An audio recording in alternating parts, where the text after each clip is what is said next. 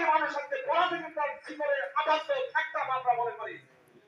এই কারণের জন্য আমি বক্তব্য দীর্ঘায়িত করব না।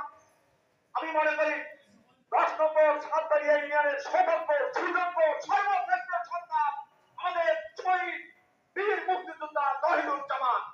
আমরা আমাদের আগামী দিনে সরকার হবে, সেই সরকারের কাছে আমরা যারা রাজনীতি করি আমরা দাবি জানাবো, নতুন প্রজন্মে যারা মৃত্যুবরণ করেছেন তাদের সকলকে বীর মুক্তিযোদ্ধা খেতাব দিতে হবে।